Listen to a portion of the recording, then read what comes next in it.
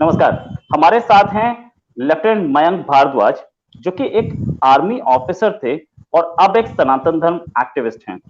अभी रिसेंटली में जो कंट्रोवर्सी रही है तानिष्क ऐड को लेकर, बहुत सारे लोगों ने बोला कि ये लव जिहाद बढ़ा रहा है कंट्री में और ये लव जिहाद को सपोर्ट करता है ऐड, और वो तानिष्क को वो ऐड वापस लेना पड़ा। इसी पर बात करने के लिए मयंक भारद्वाज साहब से हम पूछ रहे हैं। मयंक साहब, ये बताइए कि इस एड से क्या दिक्कत थी लोगों को? रोहित जी, सबसे पहले तो नमस्कार, और मैं बहुत बहुत धन्यवाद देना चाहूँगा आपका कि आपने मुझे ये प्लेटफॉर्म दिया अपनी बात रखने के लिए, लोगों तक बात पहुँचाने के लिए। और अब मैं आपके सवाल का जवाब देता हूँ जो आपने पूछा कि ऐड से क्या दिक्कत थी, क्या प्रॉब्लम थी। देखिए, ऐड से हमें कोई प्रॉब्लम नहीं है और ना ही हमें प्रॉब्लम है तनिष्क से। हमें प्रॉब्लम है कि ऐड के थ्रू ये मैसेज क्या दिया जा रहा है। आप रोहित जी ऑलरेडी जानते हैं कि हमारे देश के अंदर लव जिहाद के केसेस काफ़ी ज़्यादा इंक्रीज कर रहे हैं और more than 50% of the cases जो है लव जिहाद के, उनके अंदर विद इन 1 और 2 ईयर ऑफ मैरिज ऐसा देखा जाता है कि लड़की को या तो डाइवोर्स दे दिया जाता है या फिर उसकी लाश कहीं नाले में, सूटकेस में, किसी जंगल में पड़ी हुई मिलती है। वो एक लड़की की जान चली जाती है एक झूठे प्यार के चक्कर में, और जो लड़का इन लड़कियों को फंसाते हैं, इनको बहलाते फुसलाते हैं, कॉलेज गोइंग गर्ल्स होती हैं, स्कूल गोइंग गर्ल्स होती हैं, उनको बहला फुसला करके पैसा कमाने की एवज में, ताकि इन लोगों को, इनके जो फर्जी मौलवी बैठे हुए हैं, इनको सऊदी वगैरह से पैसा आता है, उस पैसा कमाने के चक्कर में ये लोग लड़कियों को फंसाते हैं, उस लड़की का जीवन बर्बाद हो जाता है और more than 50% of the cases में तलाक या डेथ के केसेस हो जाते हैं। तो हमारा जो प्रॉब्लम है वो इस मैसेज से है जो इस एड के थ्रू दिया जा रहा है कि there is a bride who belongs to Sanatan Dharma and उसका गोद भराई वगैरह का program is happening in a Muslim family. तो ये मयंक जी, ऐसा है कि बोला जाता है India is a pluralistic society. यहाँ पर जिससे शादी करने का मन है उससे कर सकता है। लड़की अगर किसी मुस्लिम से शादी करने जा रही है तो उसमें प्रॉब्लम क्या है? लड़की अपनी मर्जी से शादी कर रही है, लड़की की एज है, वो अपनी मर्जी से शादी कर सकती है। तो इसमें इसमें सनातन धर्म एक्टिविस्ट या दूसरे लोगों को, जिनको कट्टरपंथी हिंदू बोला जाता है, उनको प्रॉब्लम क्या होती है इसमें?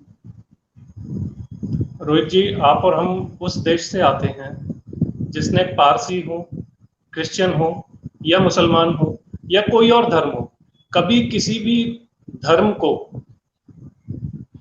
कोई प्रॉब्लम नहीं हुई है, ना यहाँ पर रहने में ना आने में। हमने बाहें खोल करके, पारसियों को जब ईरान से भगाया गया था उनको हमने यहाँ पनाह दी, क्रिश्चियंस जो है यूरोप से आए उनको हमने पनाह दी, मिडल ईस्ट से और अपना मिडल एशिया से जब मुस्लिम इन्वेडर्स आए, हालांकि उन्होंने इन्वेड किया लेकिन फिर भी हमने जो सेंट्स वगैरह थे और जो नॉर्मल लोग थे उनको पनाह दी। हमारी सोसाइटी एक बहुत ही टॉलरेंट सोसाइटी है।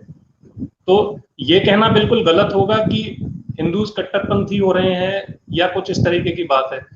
सर, सबसे बड़ी प्रॉब्लम ये है कि इंटरफेथ मैरिजेस में मुझे कोई प्रॉब्लम नहीं है। कोई हिंदू लड़की, कोई मुसलमान लड़की, कोई सिख लड़की, पारसी, जैन, क्रिश्चियन लड़की किसी और फेथ के लड़के के साथ अगर मैरिज करना चाहती है, उसमें कोई भी प्रॉब्लम नहीं है। प्रॉब्लम इस चीज में है कि अगर एक पर्टिकुलर फेथ के लोग या लड़के कुछ पैसे के लालच में उन लड़कियों के साथ एक प्यार का नाटक करते हैं, उनको अपने जाल में फंसाते हैं और फंसाने के बाद उनको अकेला छोड़ देते हैं, तलाक दे देते हैं या एक एक्सट्रीम केसेस में उनको मार भी देते हैं।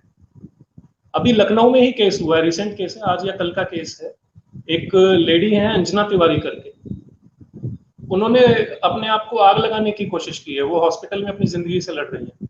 उन्होंने कुछ मैरिज की है किसी आदमी के साथ और मैरिज के बाद अपना नाम आयशा रख लिया। मुझे नहीं मालूम उनकी शादी में क्या प्रॉब्लम्स हुई है, बट ऐसे केसेस राइज पर हैं इंडिया में। अभी रिसेंटली एक लड़की की लाश सूटकेस में बंधी हुई मिली है। ये सारे लव जिहाद के केसेस थे। मुझे प्रॉब्लम इंटरफेथ मैरिजेस से नहीं है सर। इंटरफेथ मैरिजेस होनी चाहिए, एक दूसरे की अंडरस्टैंडिंग होनी चाहिए, बढ़नी चाहिए, तभी एज अ सोसाइटी हम ग्रो करेंगे।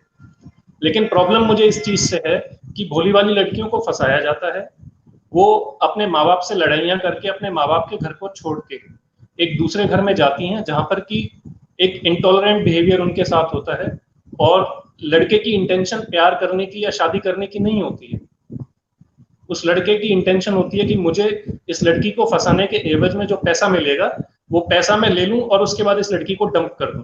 अगर वो लड़की प्यार से डंप होने के लिए रेडी हो जाती है तो ठीक है, otherwise people are ready to kill ladies also. इस चीज से प्रॉब्लम है।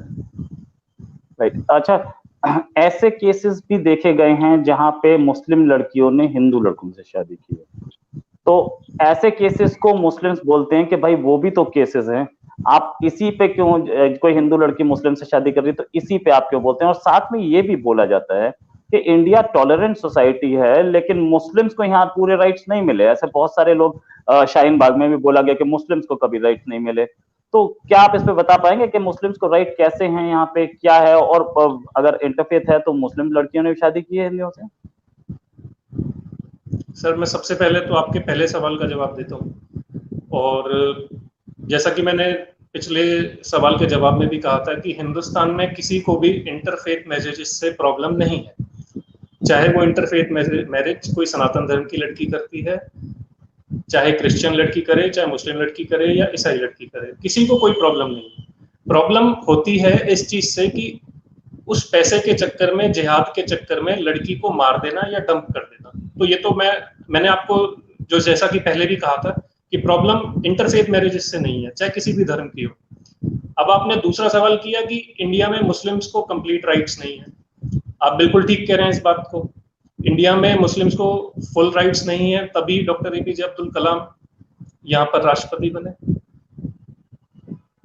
तभी यहाँ पर आज भी माइनॉरिटी कमीशन है इंडिया में, despite the fact that Muslims in India are right now almost second highest population of Muslims is in India. कौन से complete rights नहीं मिले? They are able to vote, they are able to eat, drink and drive, they are able to produce children just like you and me. They are able to do their jobs or businesses, और सब प्यार से रह रहे हैं sir, कोई problem नहीं है।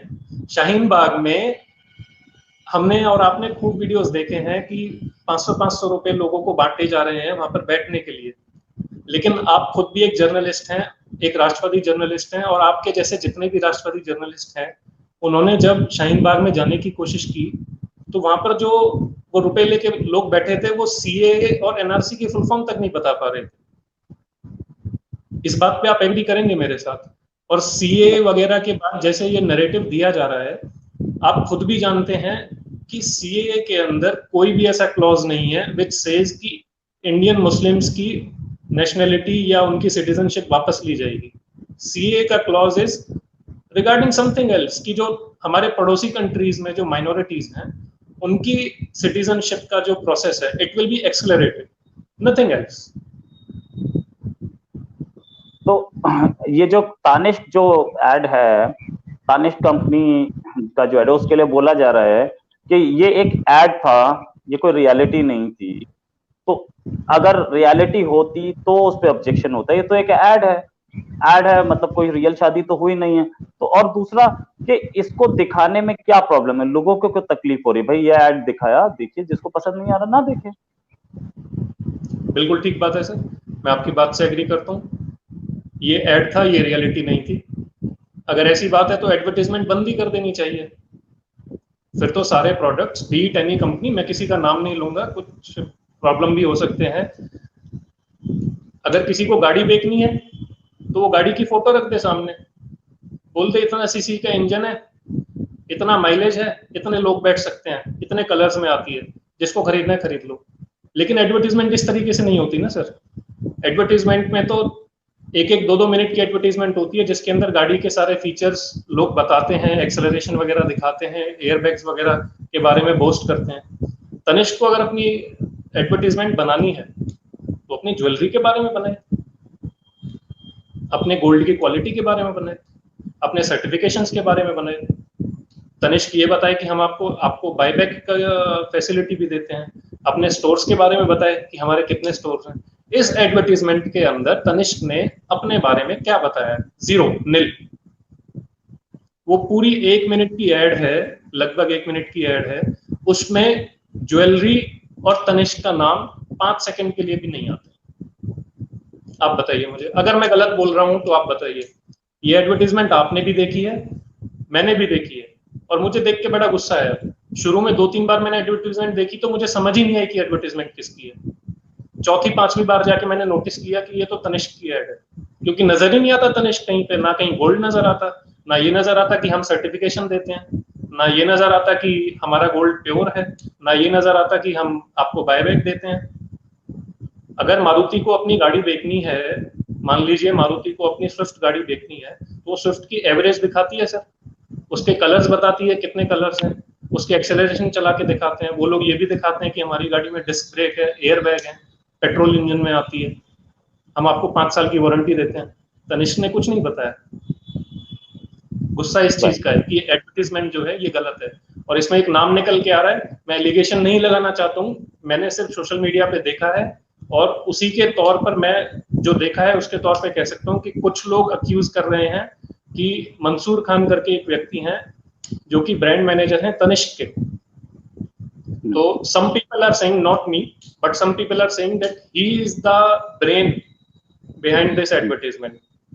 ये तो जो ब्रांड मैनेजर हैं या कुछ भी हैं, वो उनका अपना पर्सनल डिसीजन तो नहीं होगा, ये कंपनी का होगा। और दूसरी चीज के कोई व्यक्ति हैं, हम जानते नहीं उनको, बट हम कंपनी के बारे में बोल सकते। तो या इट्स बेटर कि आपने भी बोला कि आपको नहीं पता है, आपने भी ये बात क्लियर की कि भाई ये सोशल मीडिया पे चल रहा है, हम लोग ऐसा कुछ, आपने भी बोला कि हाँ, आपने भी बोला कि ये ऐसा कोई एक्यूजेशन आप नहीं लगा रहे हैं। लेकिन जहां तक बात ये है कि ये जो एड है, आप क्या हिंदूवादी संगठन, कट्टर संगठन ऐसा समझ रहे हैं कि मतलब ये लव जिहाद के लिए सरोगेट एड है, कुछ ऐसा समझ रहे हैं शायद? तो एड जो कंपनीज हैं उसमें तो एड जिसने बनाया है और जो कंपनी है, इन दोनों ने पहले प्रीव्यू किया होगा, इन लोगों ने तभी ये ऑन एयर आया है। तो उन लोगों को ये बात समझ में आई नहीं, या क्या आप ये बोलना चाह रहे हैं कि ये चीप पब्लिसिटी का तरीका है? नहीं सर, हम कुछ नहीं बोलना चाह रहे, हम सिर्फ इतना कहना चाह रहे हैं कि पिछले हजारों सालों से जो सनातन धर्म के लोग हैं, जैसा मैंने बताया, जो भी इस देश में आया उसको खुले हाथों से, खुली बाहों से उसका स्वागत किया।